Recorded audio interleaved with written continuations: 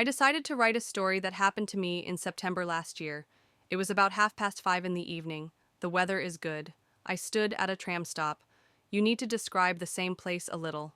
This section of the street with one-sided movement, though trams go there in both directions, because the paths themselves go parallel to the road, and when you are standing the campaign, then to get into the tram you need to cross the roadway. Before stopping meters of 20, a pedestrian sign was lost. Well, actually, the story itself. I am standing at the stop in anticipation of my train, sipping a cigarette. My eyes are directed against the movement of passing cars. At this time, a chewing couple begins to cross the road through a pedestrian. An uncle with a height of 2 meters plus, and a girl with a big belly, I don't know what month.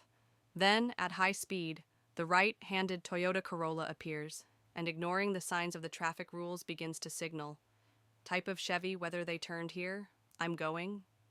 The man manages to pull the girl back from under the wheels in time, and he tried to give up the back bumper of this car.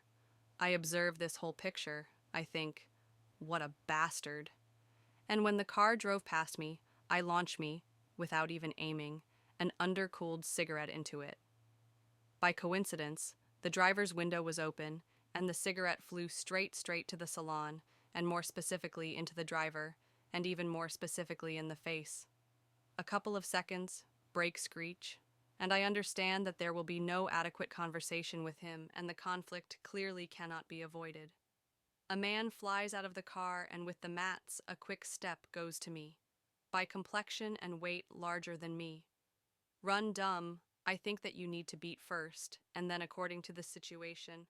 When it was 3 meters, then his face with anger was replaced by confusion. I did not attach any values to this, and when the distance was also reduced and I was about to beat, someone's hand neatly moves me to the side, and the same pedestrian appears that this type almost put on the hood with his wife. With one powerful presentation, he blows a grief driver with a cry, on X.Y, you go so. La?